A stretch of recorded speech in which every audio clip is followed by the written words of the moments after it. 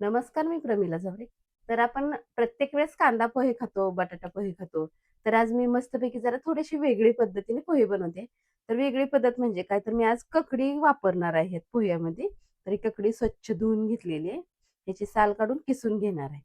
तिथं 1 वाटी पोहे मी चाळून घेतलेले आहेत, म्हणजे पुरणाच्या चाळणीतून. ह्याचे जाड आणि बारीक जे कण येतात, ते सगळं ह्यातून खाली पडतात.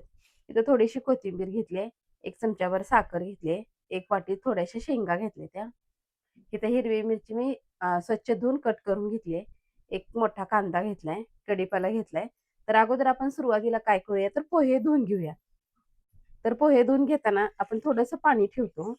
तर ह्यावेळेस आपल्याला पाणी अजिबात ह्यात काही ठेवायचं नाही. पूर्ण पाणी ह्यातलं निथळून काढायचं. तर बघा ह्या पोह्यामधलं मी सगळं पाणी निथळून काढलेलं आहे. आता एक 5 मिनिटं मी साईडला ठेवते.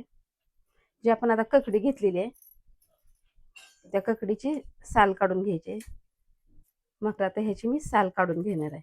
अगोदर सुरुवातीला ककडी स्वच्छ धुवून घेतली आहे आणि पुसून घेतली. आता ही वरची जी साल आहे ती साल सगळी काढून घेणार आहे. बघा छान अशी मी साल काढून घेतली. तर ही ककडी आता किसून घेते.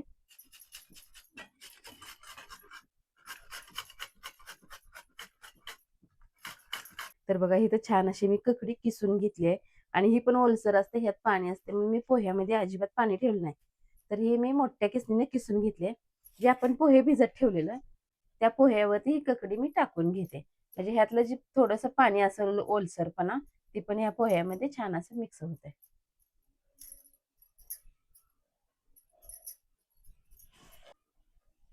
तर इथं कढई ठेवली. कढईमध्ये मी शेंगा टाकल्या. त्या अगोदर सुरुवातीला शेंगा भाजून घेते चांगले.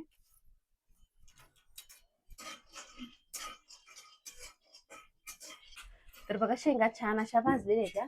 त्याला मी एका प्लेटमध्ये काढून घेते. तर आपण आता पोह्याला फोडणी टाकूया. तर फोडणीसाठी सुरुवातीला मी थोडंसं तेल ओतून घेते. तर तेल छान असं तापलंय. मी फोडणीसाठी जिरी आणि मोहरी टाकून घेते. जिरी मोहरी छान अशी तडतडली आहे. हिरवी मिरची टाकते. इथे कांदा टाकून घेते.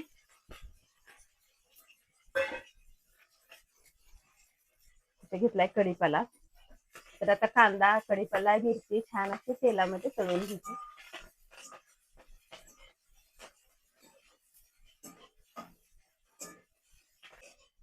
तर आपल्याला कांदा चांगला लाल होऊ द्यायचा आहे. कांदा भाजतोय तोपर्यंत मी ह्यात ककडीमध्ये थोडीशी 1 चमचाभर साखर घेतली. ती साखर टाकून घेते. म्हणजे ह्या ओलाव्यामध्ये साखर पण छान अशी विरघळली जाते आणि पोह्याला टेस्ट पण चांगली येते. तर बघा कांदा छान असा तळलेला आहे. त्याच्यात मी शेंगा टाकून घेते. शेंगा तुम्हाला अर्ध्या करून टाकायच्या असेल तर अर्ध्या सुद्धा करून टाकता येते. ती पण शेंगा मी तेलामध्ये टाकून घेतलेल्या त्या, म्हणजे आणखी थोड्या कडक होत्या त्या. त्यात मी टाकते थोडीशी हळद. हळद पण छान अशी तेलात मिक्स झाली पाहिजे.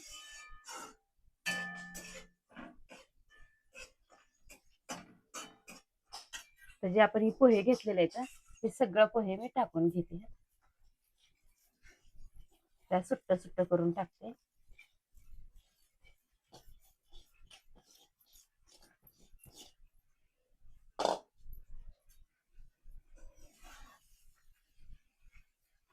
किती छान कलर आलाय बघा पोह्यांना का. तर ह्याला मी टाकून घेते चवीनुसार मीठ. छान असा तर मिक्स करून घेते पोहे.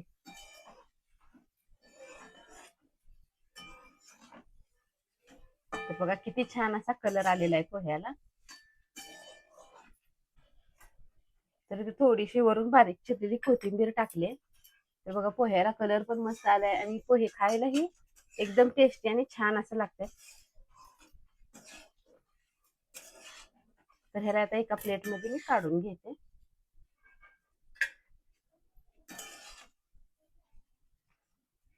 तर आज बघा मस्तपैकी अशी ककडी पोहे तयार आहेत.